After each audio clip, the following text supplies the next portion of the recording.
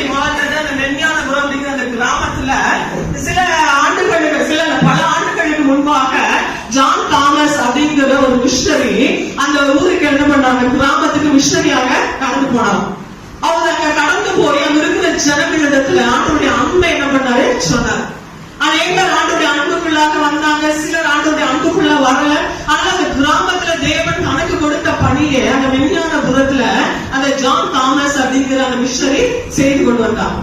அந்த நாட்கள்ல காலரா அப்படிங்கிற அந்த வியாதியினால அந்த அநேக அந்த தூத்துக்குடியில இருக்க அநேக கிராமங்கள் என்ன ஆயிடுச்சு, அந்த காலரா வியாதியினால பீடிக்கப்பட்டு அநேகர் மறைத்து கொண்டிருந்தாங்க.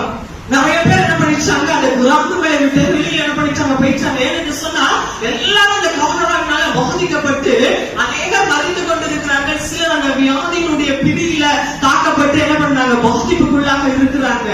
அப்ப நல்லா இருக்கிறவங்க, சுகத்தோடு இருக்கிறவங்க இப்படி நிறைய கிராமங்களை விட்டு அவங்க என்ன பண்ணிச்சாங்க, கடந்து போனாங்க.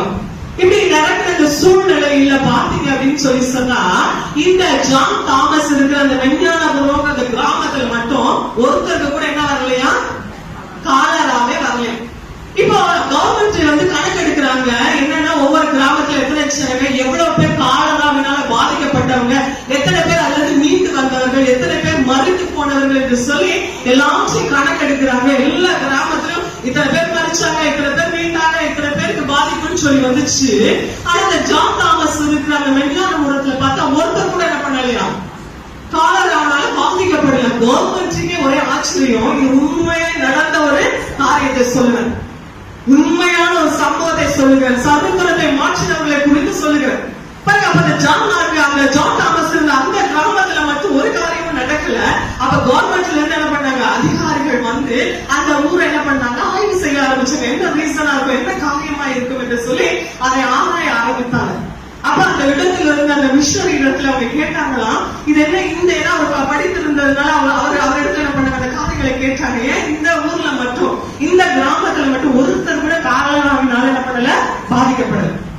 எல்லா ஊர்லயும் பாதிப்பு. பக்கத்துல அப்ப ஒருவேளை இந்த பக்கத்துல இருக்கிற கிராமம், இந்த பக்கத்துல இருக்கிற கிராமம், இந்த பக்கம், ஆனா இது மட்டும் எப்படி பாதிப்பு இல்லாமல் இருக்கிறது, என்ன காரணம் அப்படின்னு சொல்லி கேட்டாங்க. அப்ப அவர் சொன்னாரா, அந்த ஜான் தாமஸ் அவர் சொன்னாரா, ஒரு தாய் கோழி இருக்கும் பொழுது தன்னுடைய குஞ்சுகளுக்கு எப்படி சேதம் உண்டாகும், நான் தாய் கோழியாக என்ன பண்ணுகிறேன், இந்த கிராமத்தை என் சுரல்ல வைத்து நான் பாதுகாக்கிறேன், இந்த கிராமத்துக்காக செபிக்கிறேன், இந்த கிராமத்தில் இருக்கிற பிள்ளைகள் என்னுடைய பிள்ளைகள் என்று சொல்லி செபிக்கிறேன், இந்த கிராமத்துடைய பாதுகாப்புக்காக செபிக்கிறேன். இவர்களுக்கு நான் என்னவாக இருக்கிறேன், மதிலா இருக்கிறேன். இன்னைக்கு